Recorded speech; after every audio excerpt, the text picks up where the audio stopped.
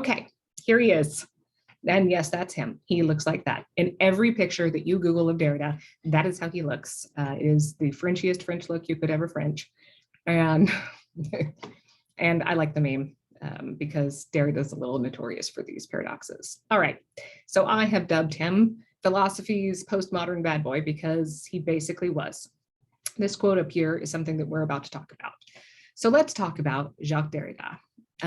He ushers in a type of theory, philosophy, if you will, or linguistics called post-structuralism. It kind of hits on all three of those things.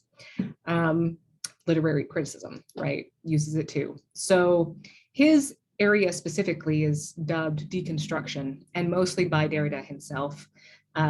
Within this frame of deconstructionist, right, within this little bubble of them, we would put like Claude Lévi-Strauss, who was a big influence on Derrida, Baudrillard, Jean Baudrillard.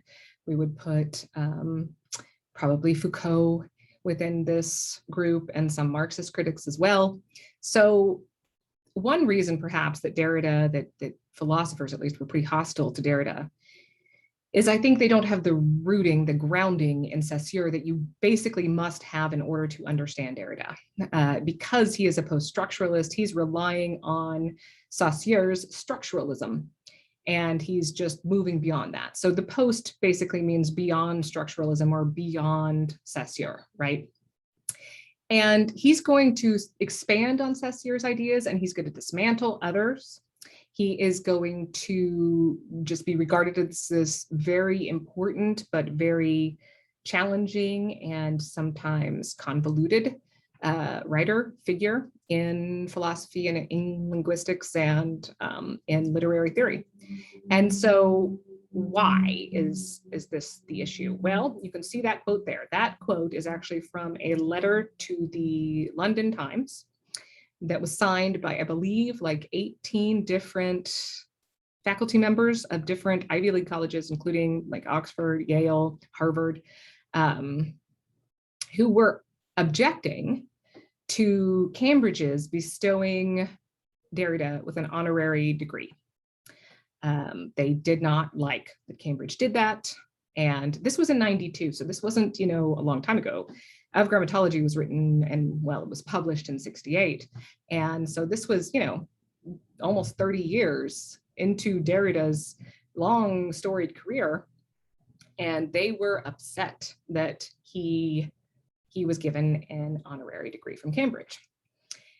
So they say that this is outrageous because he does not meet the accepted standards of clarity and rigor, and attacks upon, or he levels attacks upon, basically, the values of reason, truth, and scholarship. And he did go after those three things: reason, truth, and scholarship. Derrida targeted them, dismantled them, deconstructed them, and it made people uncomfortable and it made people angry. And he basically argued against all of metaphysics or the metaphysical tradition. So was he a bad boy? Maybe. I'll leave that up to you. So let's talk about this big first work, this Of Grammatology. This was his groundbreaking work. And on its surface, the picture there is the Leviathan, which is a famous piece of political writing by Thomas Hobbes that I'll talk about very briefly in a moment. But in Of Grammatology, it seems on its surface to be this Saussurean kind of structuralist view of grammar, right, of language. But it's more than that. It's more than this examination of the system of writing.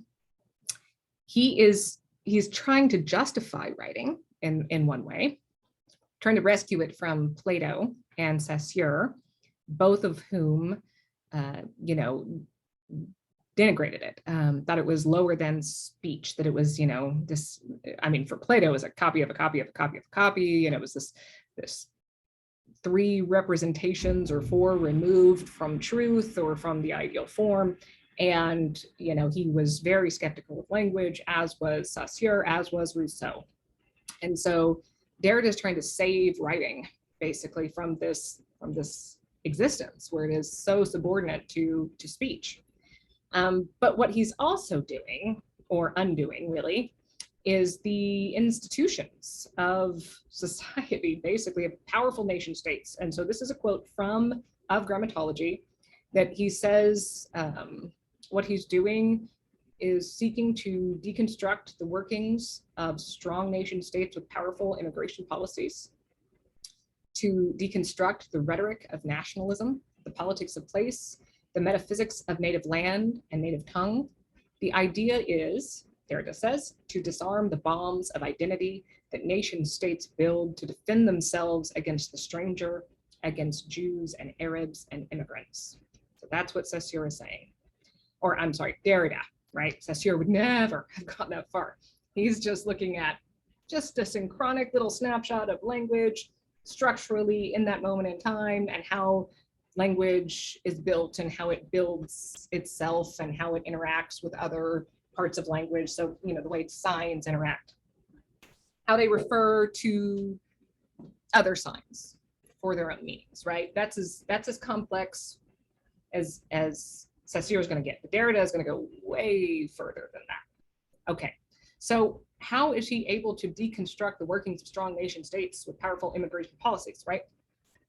Well, he's doing that by examining writing, because the rhetoric of these nation states is in writing. That's where it is founded, is in writing. So, right, for instance, the Constitution of the United States is based on the political writings of John Locke, and England is based, their philosophies of politics, right, their government, indeed, was based on or around ideas in the Leviathan by Hobbes, and also by a work called Patriarcha by Sir Robert Filmer. And then the Soviet Union, right, was greatly built, at least under, you know, its inception with Lenin, the Communist Manifesto and Das Kapital of Karl Marx, right? Marx wrote both of those things, and they were hugely influential. And so let's situate Derrida historically first, before we really dive into this. I don't know if you can see me move that, but I'll move my screen. I can see myself projected here, and I don't know if you guys can too, but it blocks some of these pictures. Okay, so we're going to situate Derrida historically. Okay, when is he writing? He's writing in the mid to late 1960s, and this is a time when Russia and the United States, and they're basically fighting a proxy war, illegal proxy war, in Vietnam. It's hugely unpopular. And so there's all these protests. There are all these humanitarian crises happening adjacent to the Vietnam War and within it. And then also there's these other neo-colonial abuses of power that are happening. And it's a time of protest because of all of these things. And so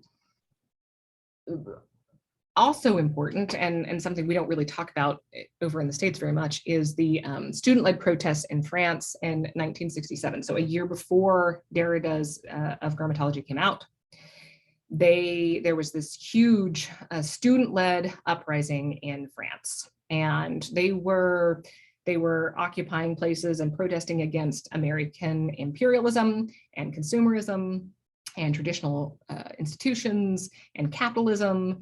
And there was a heavy police repression of the protesters, which led to France's union, their confederations, their trade unions, to kind of band together to start sympathy strikes. And those sympathy strikes spread like wildfire, which was unexpected. And more than like 22% of France's total population was involved with these strikes and these protests. So we're talking a huge amount of their population, you know, almost a fourth of their population. That's big. And they were afraid of civil war and revolution, and de Gaulle fled. the country. You know, he was president of France at the time and he fled. So there was a lot happening, and they actually were successful in getting some things done. You know, they secured better wages for workers, and they did a few other things in France. So this is this time of activism and of examining these institutions that seem there to kind of be in existence like magically, like they're just there, but and they're overly complicated, but they have all these moving parts, and that's true, you know, and certainly today institutions are even more complicated than they were then. But what Derrida is saying is that these are all built on written words, essentially, right? Philosophies that were written down, and that the governments themselves didn't have any contact with the authors, but they just took what the authors had written and built from there. And then they wrote their own stuff that incorporated that. And then more stuff, and then laws are written, and you know, things like the Constitution and the Declaration of Independence, and you know, these things form these really critical documents that inform all these other documents and policies and procedures and everything. So all of this to say that the historical moment's important to understand, and to understand Derrida's approach and where he's coming from, and the kind of fervor with which he investigates these institutions. And as part of that investigation, he develops his own, not really his own, I wouldn't say lexicon, because it's not that big, and he doesn't really create that many words. He's not a neologist. He basically just uses words differently. But one of the words that he uses heavily is logocentrism. And the idea of logocentrism, Derrida is arguing that all of Western philosophy is logocentric. And what he means is that they are rooted in this idea that truth can be found through language. And you remember the quote that we talked about last week. In the beginning was the Word, and the Word was with God, and the Word was God, and how that, you know, God and logos kind of mean the same thing, and logos means writing or word or speech. And so there's this kind of this nexus of an idea or of a web, right? At its center is objective truth, and whatever that is, right? And so with Plato, remember, you got that, you know, forms, and you know, and so all of metaphysics basically takes for granted that there is objective truth to be had and found, and that we could access it through language, basically. And Derrida says no. He says that one of the most crucial components of philosophy, all of Western philosophy, and one of the most crucial components really of language itself, is that there is an undecidability to language. That's a fundamental part of it. That linguistic signs, right, cannot be attached to a single definite concept, and that all signs carry with them traces of other signs. And so there's another big word that comes up with Derrida's writing all the time, and that word is trace. And so trace is the shadow or the specter of other signs within the signs. So if you say or read or hear sheep, that signifier, right? Sheep. If this is the sound image, the signifier sheep, you hear this, you're going to think of something like this. It's different for everyone. We don't know what other people's concepts of sheep look like, but we're agreed that it's something in this ballpark. But you don't only think of this. You're thinking of white, and you're thinking of fluffy, and maybe of wool and coats, and maybe your brain is also, you know, thinking about goats or cows, other barnyard animals or pastoral animals, grazing animals that, you know, people use in animal husbandry on farms, right? Or that people use for meat, right? People eat mouton, right? Remember our value discussion from last week about mouton, mutton, and sheep. But you're also thinking of these abstract, weird, random practices like counting sheep, right? Just a way to bore you into sleep when you have insomnia. And so what is the trace? It's this, but they're not quite there because they're not here, right? These are not a part of this sign, really. And yet they are a part of the sign, Derrida says. So he He says the trace is not a presence, but is rather the simulacrum of a presence. So it is the appearance of a presence that dislocates, displaces, and refers beyond itself, right? And this is that, it's referring beyond itself.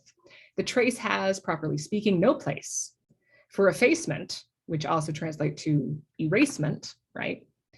Belongs to the very structure of the trace. So the trace erases itself as it's there. It's not really there. It's the absence of a presence. Okay, so there we go, right? I don't often speak in paradoxes, but when I do, I don't, right? That's what it is. He says that differentiation, remember, language is a play of differences. Differentiation is what makes the movement of signification possible. Only if each element that is said to be present, Derrida quotes, right, appearing on the stage of presence, that's kind of a better, like, it's this performative thing. It's not really there. It's a simulacrum, right? It's an appearance of it, is related to something other than itself. This trace relates no less to what is called the future than to what is called the past. And it constitutes what is called the present by this very relation to what it is not, to what it absolutely is not. That is, not even to a past or future considered as a modified present. Oh, Derrida, and this is why I love you. Okay, so when we're thinking about this sign, right, we're thinking about all these other things. And Saussure says that language is a system of difference, right? So if you look up a word in a dictionary, what do you find? You find more words, right? There's no absolute value. There's no something there that's beyond language, right? It is just more words, and then you have more words, and then more words, and then more words, until you're back at the original word. And that idea and the idea of trace is connected to Derrida's probably most famous concept, and that is difference. So before I talk about difference, I have to say that it should never be pronounced difference. Derrida intended difference to be said identical to the French word difference, which is also pronounced difference. And you can see that the difference here is the A, right? And he wanted it to only be seen, known, right, experienced through writing, doing something that speech cannot do, which defies basically Saussure and Plato's and Rousseau's contentions, their arguments, right, about writing. And so Derrida wants to liberate this, right, liberate writing and justify and validate writing. And so he's doing things in writing that they say can't be done, I guess, or isn't something that writing is supposed to do or meant to do or usually does. But of course, that's not true.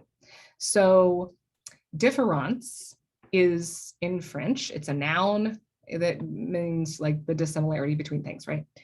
But différence with Derrida is a verb, and it means to defer or deter, and to differ, and kind of also to undo. So what does that mean? Well, to differ kind of implies a spatial distinction or relationship to an other. And to deter, right, means a temporal delay, right, a pause in time.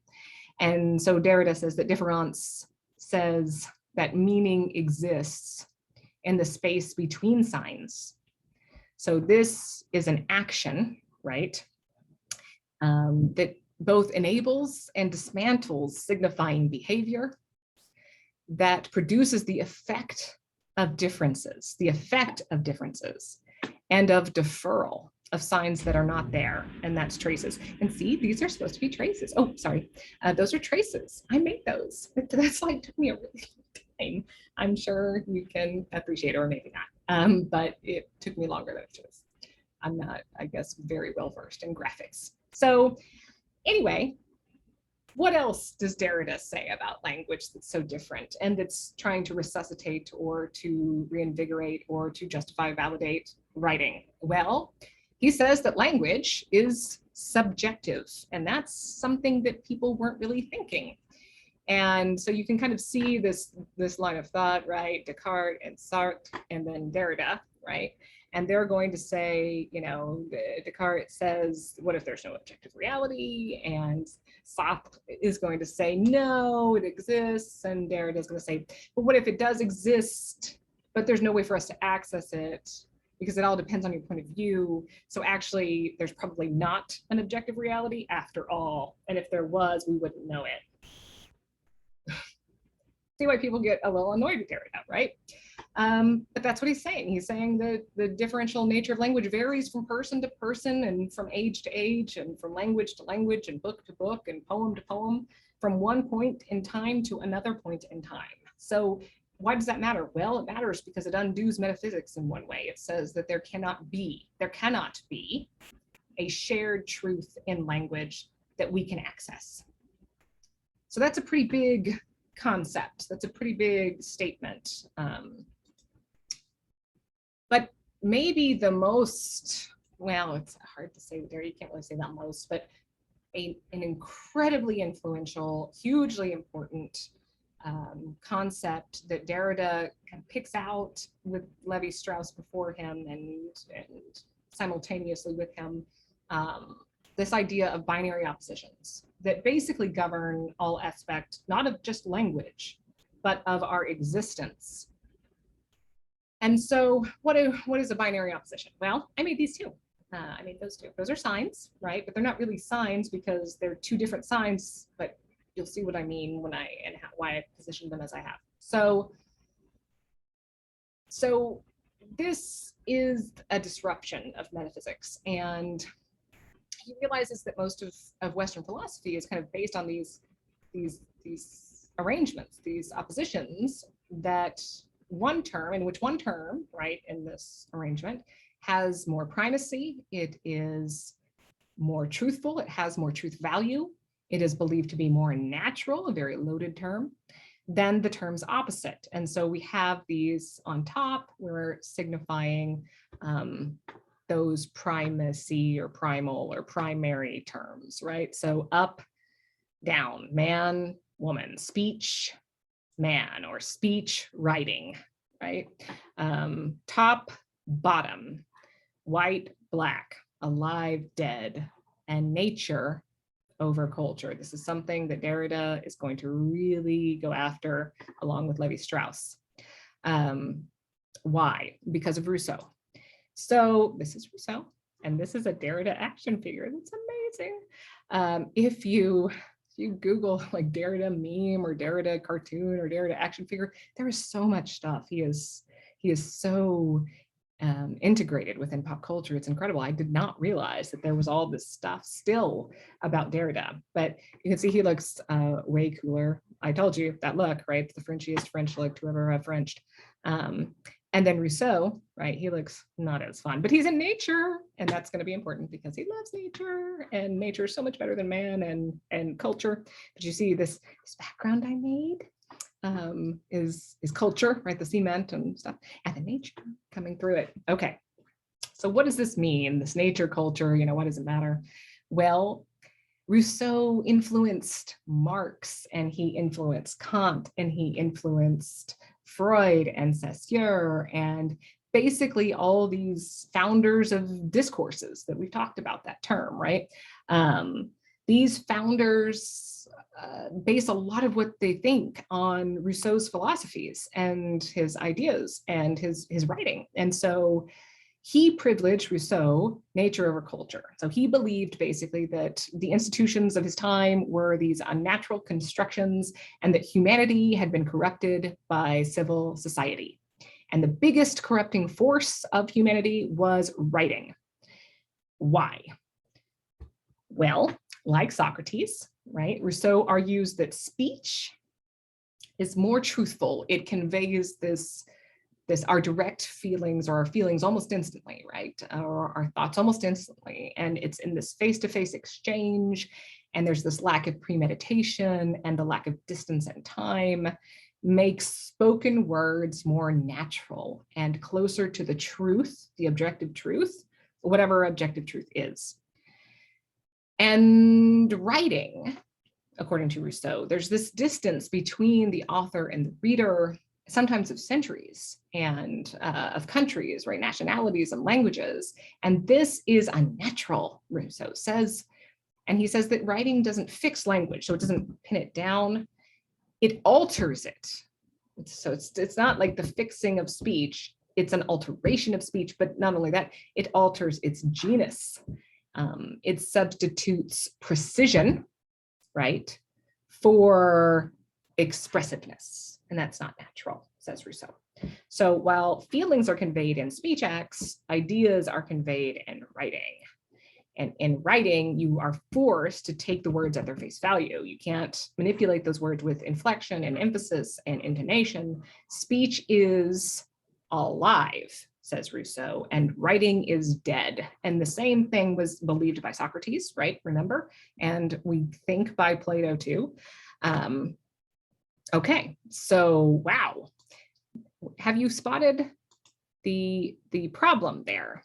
Oops, hold on, we skipped one of my slides, one of my beautiful slides. Not as beautiful as the other, but okay, there we go. Have you spotted the flaw in this idea of Rousseau? Well, maybe it's that he wrote all this down. So there's this huge contradiction, right? Writing is terrible, it's worse, it's this, it's not even a fixed speech, it's an alteration, it's an abomination of speech and what speech is and what language should be. But he wrote all it down, just like Plato did. And Socrates refused to. At least he was a man of his word. But of course, we don't know what Socrates thinks or what he was like at all because he didn't write anything. So all we have are his students telling us. And maybe that's why Saussure, who knows, destroyed his lecture notes every year because he didn't want to be fixed in writing either. Well, Derrida says, okay, I'm going to take on this seemingly impossible argument that has been pervading metaphysics since its inception, essentially.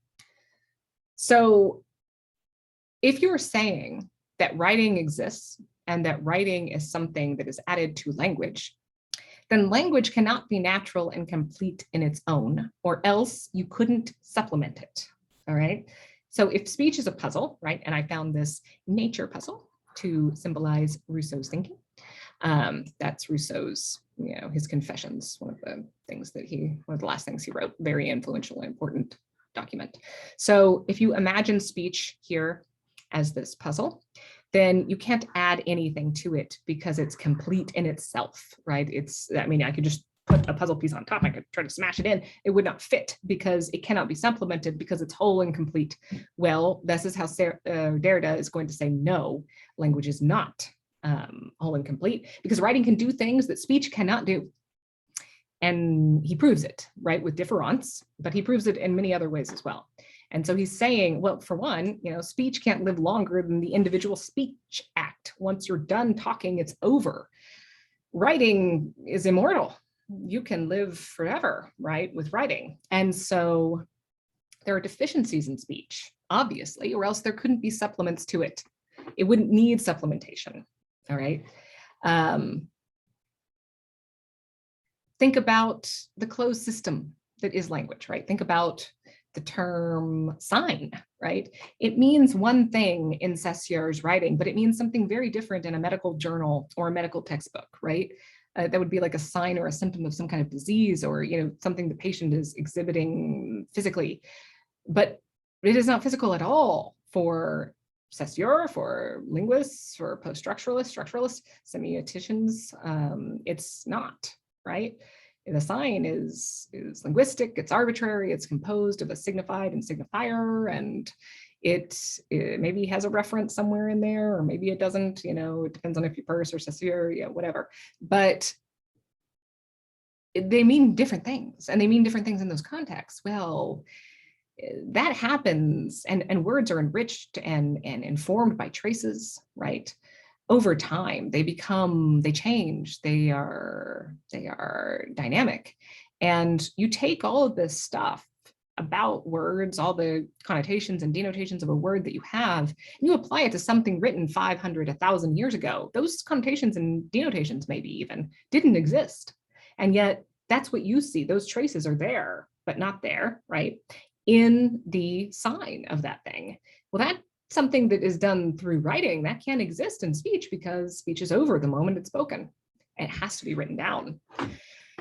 I wonder what they think about recordings. I haven't really thought about verbal recordings, but I bet they'd regard it more like writing than speech because it's static, right? It's not informed by other people. It's not this face-to-face communication. It's me doing it and then putting it out there, and it's just kind of, you know, fixing my language. But intonation, delivery, all that stuff is important in speech. So I don't know. I need to look more into that. I'm anticipating a question over that in the lecture response, and so I am heading you off by saying I don't know. I just don't know. I'll have to do research on it, and then I will let you know. So Rousseau, like as with language, he argues that before the construction of society, that nature was in a perfect state. But if this were true, and society, you know, comes and messes it all up, right? This is terrible, you know, destructive force of humanity. But again, right, if we apply Derrida's idea of supplement, right, to this, and this, of course, you know, is Derrida with his wild fringy hair, and that's Saussure, actually, I think. But again, Saussure did not like writing all that much either. But if nature was complete on its own, then nothing could have been added to it to make it more complete or to supplement it in any way. So man, who is natural, made these natural things. They have to be natural because man himself is natural. And these things, society is itself a part of nature because it was created by a natural being in a natural state, and it's placed within a natural state, among nature, within nature, okay? And so supplement, right, is the capacity to add to something, to modify it by that addition. And so anything added to nature isn't unnatural at all. It is part of nature itself now because it's a supplement to it. So in terms of binary oppositions, this idea, this nature, this natural versus unnatural, it haunts everything. That Rousseauian construction there, natural, good above, right? Unnatural below. This binary, Derrida says, is totally fabricated. Nothing is unnatural. Nothing can be unnatural because nature has the capacity for supplementation. It wouldn't have that capacity otherwise, just like how we talked about in that Saussure lecture, right? If concepts were tied to sound images, we'd all have the same sound image, the same signifier for the same concept, but we don't. All languages are different, letters are different, sounds are different, it's all different. And so there's not that connection there, right? So here we have some of these, the influence of binary oppositions. I don't even know where to put myself, so I'll just try down there. Okay, I don't know if that matters to you or if I'm still in the corner. So what does this mean, these binary oppositions? Well, as I said, they're hugely influential. They're going to be taken up by other philosophers, namely Judith Butler. She's one of the biggest that's going to apply this binary oppositions to her theories of gender and gender trouble. It's there. And so let's talk about how an identity is constructed through binary oppositions. And I mean an identity of a sign and of a person and of a country and of an idea and of an everything, okay? So rather than just language being a product of differential relations, Derrida and those after are going to say everything is a product of this differential relation, and more than that, of binary opposition specifically. So Derrida, Saussure, like go back to Saussure and think of him saying that, you know, a sign's identity is made by its differences from other signs, right? There's no positive value, right? That's what Derrida says. It has no positive value. I can't look up a sign and it has no other signs attached to it. It's got its own positive value that somehow exists outside the closed system of language. That cannot happen. So a word means what it means. Cat means cat because it doesn't mean gnat, because it doesn't mean mat, because it doesn't mean sat or bat or hat or that, right? And it also isn't a chicken, a dog, a cow, a pig, a horse, a bird, a reptile, right? It's its own thing, but it's only that thing because it's different from those other things. And that's how its identity is formed, how it is different. Not only how we arbitrarily decide to spell it or, you know, and signify it in these scratches that we call letters, right, which are themselves completely arbitrary, not only is that this arbitrary differential situation in the way that it looks and the sounds that it is, right? And those letters are put together in that way. But the difference is from other concepts: cow, dog, fish, parrot, whatever, right? It's not those things. And so that's how it's defined. And everyone is pretty, okay with accepting that, all right, as true, right? So it's mostly taken as truth by those in linguistics, although it's still considered to be kind of radical. So just like Chomsky's still kind of radical. Well, he'll always be radical. He's Chomsky. But think about Saustier's idea of the principle of value, right? So you have to exchange it for something outside the system, and you have to compare it to other things within the system. And so nature itself has no value. It is meaningless, indeed, without unnatural, because we cannot know natural without knowing what is unnatural, or what is termed unnatural by Rousseau, because there's nothing there to oppose it. There's nothing there for it to, there's no identity for it to have. It has no identity because it's the only thing. So its identity is created by a product of difference, but not just difference, of difference. So this apparent self-identity, right, of whatever, right, say nature, of each of these elements or signs is an effect of both its difference from and deferral of other signs and elements, right? And none of those signs and elements have an identity of their own outside of the play of differential relations. So there is no such thing as a man without a such thing that is a woman. Man can only exist because of woman, and woman can only exist because of man. They are equally necessary for each other's existence, literally, in terms of procreation, and figuratively for identification purposes, right? So the primary term, if you look here, right, man, other, culture, nature, active, passive, subject, object, all of these are kind of assigned to women, all of these are kind of assigned to men, but these can only exist because these exist, which makes really the bottom sign, or the bottom word, term, concept, primary, actually. But we won't go there yet. Judith Butler will go there. We'll let her go there. We'll just talk about Derrida right now. So the primary term for Derrida only gets its identity from the secondary term, right? Excuse me, that's why I have cough drops when I lecture, because I talk way longer in these videos than I normally do. The primary term only exists because of the secondary term. So if there's never darkness, then there's no such thing as light. If there's never sickness, then there's no such thing as health. That just is, right? So difference isn't derived from identity. Difference is what makes identity possible. And in so doing, it makes impossible a rigorously pure self-identity in the metaphysical sense, right? That there's objective truth that exists without a binary opposition. Derrida says, no, that cannot be, because that's not how things work in the world. They're created by differences, and identity is only constructed by difference from, and it's a deferral of the other elements, right? And so there is nothing that is exempt, Derrida says, from differential relations. So once this initial reversal is accomplished by Derrida, and the initial reversal is of metaphysical thinking, right, of metaphysical thought, which he turns on its head.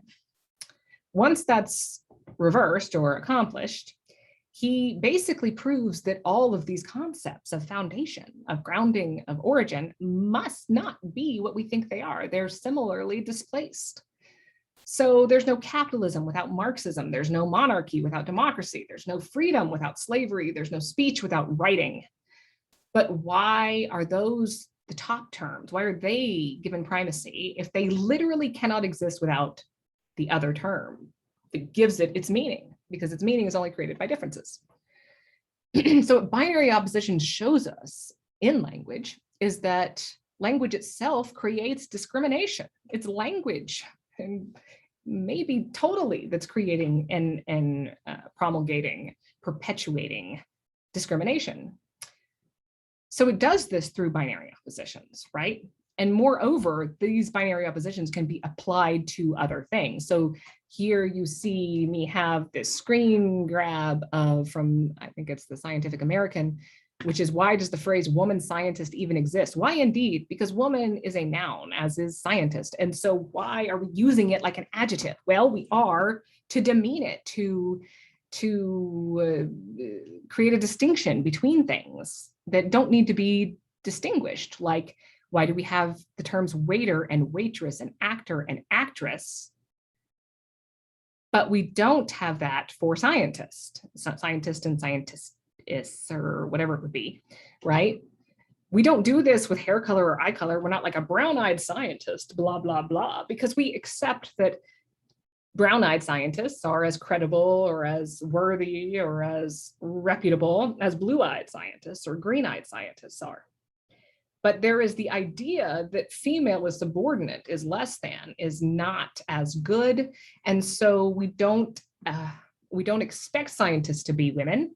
We don't expect painters or philosophers to be women or linguists to be women. We don't expect women to be professors. We don't expect women to lead in fields, be engineers, be construction workers, be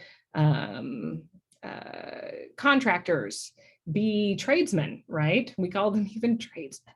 It's not tradespeople, right? We're trying to get it to be tradespeople, but it's tradesmen, because we don't expect women to be able to do those things, for those things to be even open for women to do, because women don't have the natural, here's that word again, capacity for that. Aristotle says women are incapable of reason. They cannot use reason, they're only emotion, and thus they should be excluded from the academy because there's no help in a woman, basically. There's no educating a woman. She's incapable of logos, she's incapable of reason. That is persistent, and it persists in things like woman scientist. It's implying this is exceptional. Women shouldn't be scientists or can't be scientists or whatever. But it's done not just with women, it's done with all kinds of things. We do this. It's so sneaky, right? We don't even realize that that's what's happening with the language, but the language is setting us up. So I'll give you one big example that's in a piece written by Derrida called Racism's Last Word, and it's brilliant, and you should find it. It's an essay if you can. And what he says is that apartheid is a construction of colonialism, right? Of British colonialism, especially. And yet the word for it is not English. We keep it South African because we want to distance colonialisms. We want to distance England's authorship of apartheid, right? We want to, and Danish, but really it was Churchill who kind of set this in motion. We want to distance the creator of apartheid, of the perpetrator, of the person or the group or the government or the institution rather, right? Like Derrida would like to say, that put it in place, that caused all this damage and harm, that is still shaping South Africa and Africa at large in a lot of ways. Apartheid. And yet the reason we don't translate that term into English is because we don't want anything to do with it. But the reason it's not in English in the first place is because we were trying to make it seem like it was organic, like it came from South Africa, but it didn't come from South Africa. It came from colonialism. But you can see the sneakiness there of language and the way that language is political and rhetorical, and words themselves have all these traces and all this history. And so this brings us to Derrida's very famous and very mistranslated quote, which is il n'est pas de hors texte. And what that means is there is no outside text. It is often mistranslated to be there is no outside the text, but that definite article there messes up what Derrida just said. He says there is no outside text. Why? Well, nothing is outside the text, essentially. The text is total, which means basically that you can't take writing out, right? This is about the internal, external binary opposition. So internal's top, external's bottom, right? And speech is supposed to be internal, right inside the system. It's natural, it's fluid, it's fluent, it's reactive, it's about feelings and emotion, it's truth. Whereas writing is lie, right? It's rhetoric, it's something else. It is a fixed thing, it's a changed genus, it's a bastardization, it's a whatever you want to call it. It's bad, right? But no, there is no outside text with the hyphen there, right? There is no outside text. That means that Rousseau's writing is as important, as living, as alive, as influential as his speech. And in fact, more so, because it makes up his legacy. That's the only way we know of Rousseau, is because he wrote this down, this terrible thing that he shouldn't have done because he didn't agree with it, because it was this dead thing that changed genus. I mean, and yet he did it, and so did Plato, and so did Saussure, right? Writing is his legacy. Writing is Rousseau. Rousseau is his writing. And so there is no outside text. There is no internal and external. For if there was an outside text, right, then anything could be there, but writing isn't, because it's part of speech, it's part of language, it's within the text. It is not, there is no outside text. Everything is internal. So there we go. There is very quick, speedy view of Derrida. Isn't he fabulous? He is fabulous. And I love those memes there I found with hipster Derrida, right? I'd tell you my theory of difference, but you wouldn't understand it. But Derrida doesn't do that. He wants people to understand. He wants people to understand, but he also doesn't want to be fixed by language. He doesn't want to commit the same kind of contradiction that Rousseau commits and Plato commits and Saussure winds up committing because the students kept lecture notes, right? He doesn't want that to be his fate too. And he's trying to liberate and justify and validate language, writing, and show that it's not just this depraved, representation, simulacrum, whatever. It is a necessary part of language. It is language as much as speech is. So that hopefully gives you more than enough to think about, and thus ends theory, at least in terms of concepts and language being and language acquisition. We move now to style, and we'll get to hear from Orwell and Ezra Pound and Hemingway and a whole bunch of other people who are going to tell us how to write and what that writing should do. But they love writing, and that's what they did, and they understood the legacy, and they understood the fluidity, and they understood how it could move and transform and how dynamic it truly was. And this is something that completely escapes metaphysics, but these guys are not within the metaphysical tradition. They're not part of metaphysics. They're not this philosophy. They're outside of that, because there is no outside text.